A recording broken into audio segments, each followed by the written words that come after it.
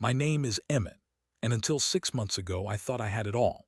A loving wife, a comfortable home in Charlotte, North Carolina, and a fulfilling career as a software architect. I'm 44 years old, and I never imagined my life would unravel the way it did. I met my wife, Rosalie, 8 years ago at a tech conference in Chicago. She was working as a marketing manager for a rival company, and her sharp wit and radiant smile captivated me instantly. We dated long distance for a year before she agreed to move to Charlotte. 3 years later, we were married in a beautiful ceremony overlooking Lake Norman. Life was good. We enjoyed traveling, hosting dinner parties, and simply spending time together. Rosalie was my best friend, my confidant, the woman I trusted more than anyone else in the world. About a year ago, Rosalie started working longer hours. She had taken on a new project at work, a major rebranding campaign for her company. I understood the demands of her job, so I didn't think much of it when she started coming home late or having to work weekends.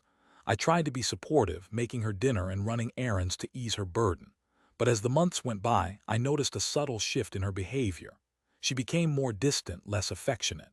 Our conversations felt strained, and our intimacy dwindled. I chalked it up to stress and hoped things would improve once the project was over.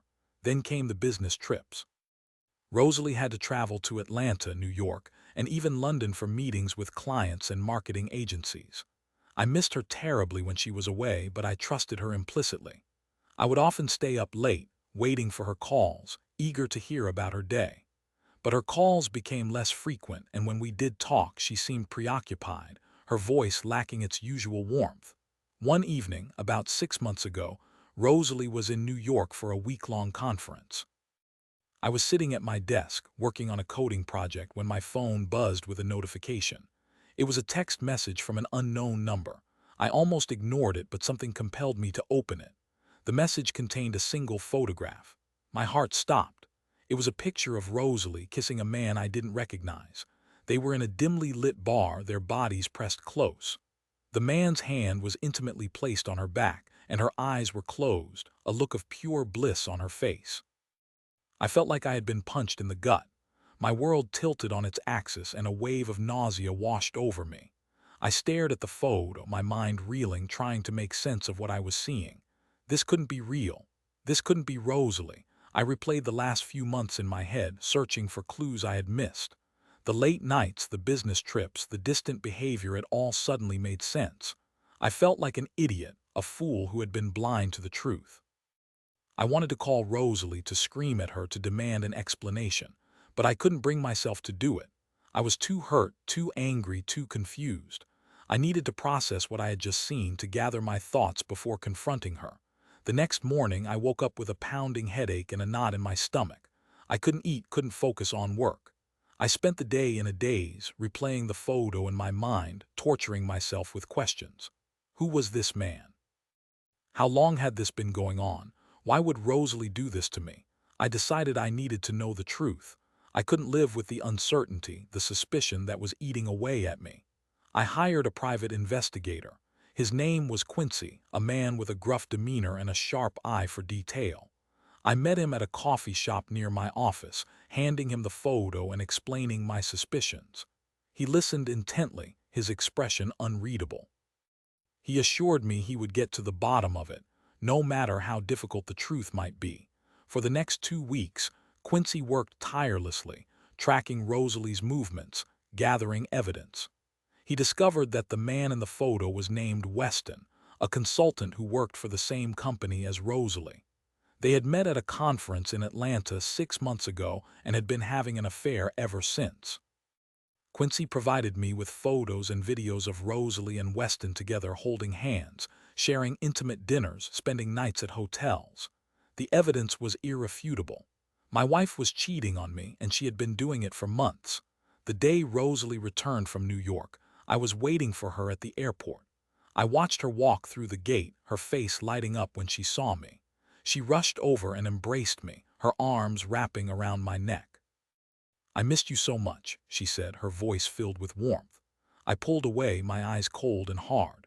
"We need to talk," I said, my voice flat. She looked at me, her smile fading, a flicker of apprehension in her eyes. We drove home in silence. the tension in the car thick enough to cut with a knife. When we arrived, I led her into the living room and handed her the envelope containing the photos and videos Quincy had provided. She opened it, her eyes widening in disbelief as she recognized the images. Her face flushed and her hands began to tremble. "What is this?" she stammered, her voice barely a whisper.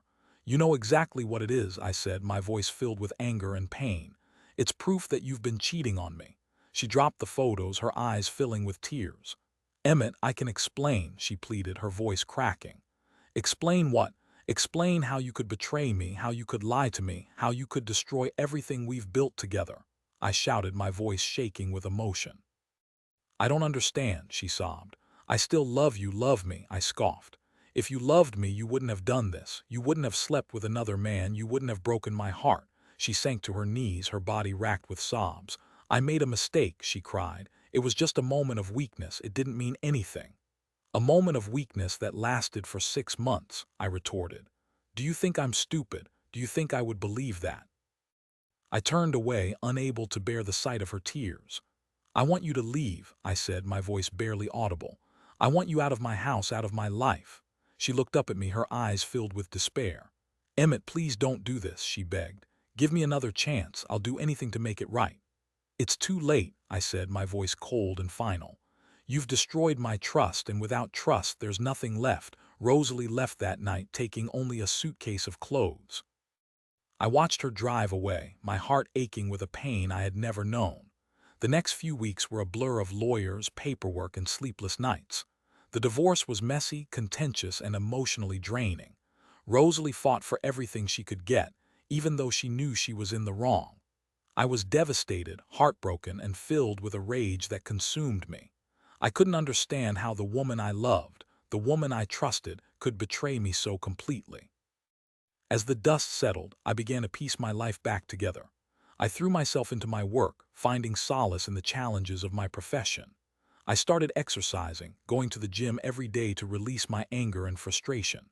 I reconnected with old friends, spending weekends hiking, biking, and going to concerts. Gradually, the pain began to subside, replaced by a quiet sense of resolve. I knew I would never be the same, but I was determined to move forward, to build a new life for myself. One evening, about 3 months after the divorce was finalized, I received a phone call from an unknown number. I almost didn't answer it, but something told me to pick up. "Hello," I said, my voice cautious. "Is this Emmett?" a woman's voice asked. "Yes, this is he. Who is this?" I replied. "My name is Willa," she said. "I'm Weston's wife." My heart skipped a beat. I hadn't spoken to Weston since the affair had come to light. "What do you want?" I asked, my voice hardening. "I wanted to thank you," she said. "For what?" I asked, confused. "For exposing Weston's affair," she said. "I had suspected something was going on for months, but I couldn't prove it. Your private investigator gave me the evidence I needed to leave him." Willa went on to explain that Weston had a history of infidelity, that she had been living in a constant state of anxiety and suspicion. She had finally found the courage to leave him, to start a new life for herself and her 2 children. "I know this is strange," she said, "but I feel like we have something in common. We were both betrayed by the same people." I listened to her, my anger slowly dissipating, replaced by a sense of empathy. I realized that I wasn't the only victim in this situation, that Willa had suffered just as much as I had. We talked for hours that night, sharing our stories, our pain, and our hopes for the future. We discovered that we had a lot in common: a love of hiking, a passion for music, and a desire for a life filled with honesty and trust. Over the next few months, Willa and I grew closer. We started meeting for coffee, going for walks in the park, and attending concerts together. I found myself drawn to her warmth, her intelligence, and her resilience. She understood my pain, my anger, and my fears. She helped me to heal, to forgive, and to move on. One evening, as we were sitting on my porch watching the sunset, I turned to her and said, "Willa, I think I'm falling in love with you." She smiled, her eyes sparkling in the fading light. "I think I'm falling in love with you too, Emmett," she said. We kissed, a gentle, tentative kiss that spoke volumes about our shared past and our hopes for the future. Rosalie reached out to me a few weeks ago. She was diagnosed with cancer. She wanted to see me. I refused. I was done. I found happiness, and she was not going to ruin it. Willa has been my rock. She is everything that Rosalie wasn't. I don't regret my decision. I deserve to be happy. And I am.